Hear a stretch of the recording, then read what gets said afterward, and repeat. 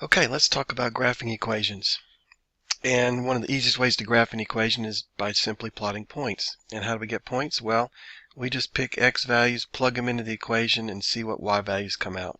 So if I put in -2 for x, then I'm going to get that y equals 2 times -2 minus 1, which is -4 minus 1, which is -5. Put in -1, I'm going to get 2 times -1 is -2, minus 1 is -3. If I put in 0, I get -1. Y'all see a pattern here? Every time I put in a new x value, y increases by 2, right? So the next one will be 1. 2 times 1 minus 1 is 1. And then finally 3. Okay, so now we've got our points. And let's plot them. So I'm going to make an x-axis and a y-axis. There's my x. There's my y. Okay, so when x is -2, y is -5. So that's 1, 2, 3, 4, 5, right down there. When x is -1, y is -3, which is right there. And when x is 0, y is -1, which is right there.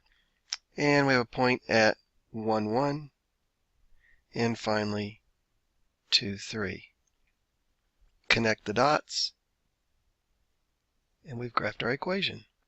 Okay, so that's a line. That's pretty straightforward. How about this? Y equals x squared minus 5. Okay, so I put in -2. When I square -2, it becomes +4. Minus 5 is -1. Put in -1. -1 squared is 1. Minus 5 is -4. Put in 0, I get -5. Put in 1. 1 squared minus 5 is -4 again. 2 squared minus 5 is 4 minus 5, which is -1. And 3 squared minus 5 is 9 minus 5, which is +4. Okay, so what's this going to look like? Here's our y-axis. And here's our x-axis. And we're going to go from -2 to 3 on the x. When I put in -2, I get out -1 for y. Put in -1 for x, I get -4 for y. Put in 0, y is -5. When x is 1, y is -4. When x is 2, y is -1. And when x is 3, y is +4. And if we connect these dots, and I'm going to put arrows on the ends because they technically go on forever, right? I can put in as many x values as I want. I hope y'all notice that this is split right down the middle by the y-axis, which means that this side is an exact reflection of that side. And we're going to talk about that in just a minute. Okay, finding x and y-intercepts can also be helpful when you're plotting equations. To find x-intercepts, you plug in 0 for y and you solve for x. To find y-intercepts, you plug 0 for x and you solve for y. So let's find the x and y-intercepts of this equation right here. Okay, so I'm going to find the x-intercepts first, which means I'm going to plug in 0 for y, and that factors, and we get 2 x-intercepts. They are at +2, 0 and -2, 0. How about a y-intercept? Plug in 0 for x now, and our y-intercept is 0, -4. So if I wanted to plot those points, well, it'd go like this. We have x-intercepts at -2, 0 and +2, 0, and a y-intercept at -4, and it's probably doing something like this. We'd have to plot a few more points just to make sure, but you can see how intercepts can help you get a graph pretty quick. Okay, let's look at something called symmetry. And we generally look at 3 kinds of symmetry. The first one is x-axis symmetry. And what that means is whatever is above the x-axis, we get an exact reflection below the x-axis, which means that if positive A, positive B is on the graph, then we're going to have a reflection positive A, negative B on the graph right below it. How do we check for x-axis symmetry? We replace y with negative y and see if anything changes in our equation.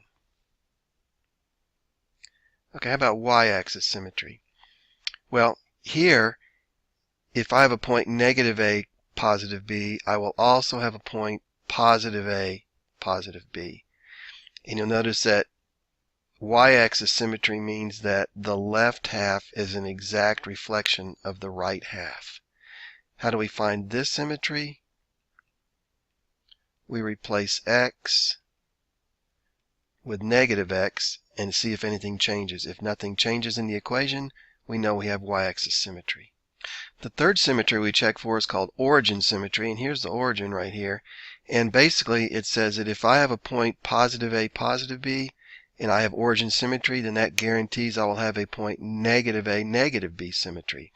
What does that mean? That means whatever is happening in the first quadrant has a reflection in the third quadrant, and whatever is happening in the second quadrant has a reflection in the fourth quadrant.